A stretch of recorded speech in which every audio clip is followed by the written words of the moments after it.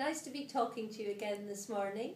Don't know what it's like in your neck of the woods, but it was pretty wet first thing here in London. Lots going on at the moment with the party conferences. We've been busy discussing health at each of the three conferences.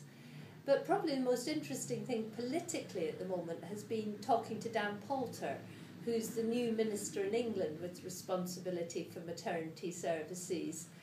And the good news is that he really understands about maternity services and what we think works best, because he has a background in obstetrics. And he believes that we are short of midwives. This is despite the fact that we actually have more midwives in England than ever before, but we're still short, and he believes that. And he's actually been talking to us about the possibility of introducing a sort of national ratio, like the birth rate plus ratio. I'm not sure if we'll actually get that in the end, but we're very hopeful that he thinks that's a possibility, and we think at the very least he's committed to helping us make sure there are more midwives on the ground. So it's a bit watch this space at the moment, but a bit more optimism than with the last health team. And Dan Poulter is coming to talk at our annual conference.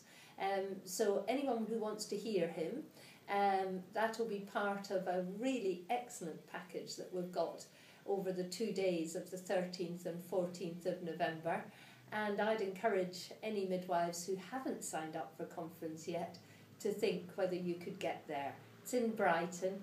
And I think we've got a hugely interesting 2 days lined up for you. The other thing that we've been up to is doing a lot of work around the Nursing Midwifery Council. And many of you will know that the NMC has been going through a period of really very significant change since a report into the way it works.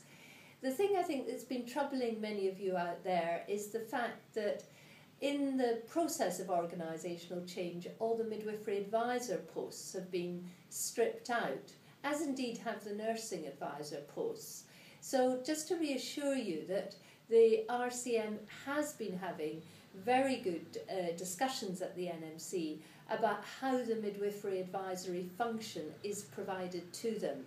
And we're certainly not content with the current situation and need significant reassurance that the midwifery voice, the midwifery professional voice, as well as the nursing professional voice, will be heard by the NMC staff and its council. We're also still talking to the NMC about the issue of fees, and I know various options are going to the council on the 25th of October.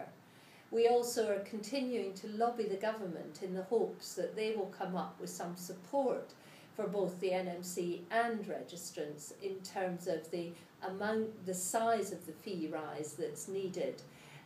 Again, I'm hoping for some news on that either today or even early next week.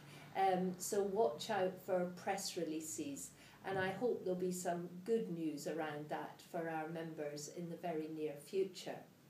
So lots going on.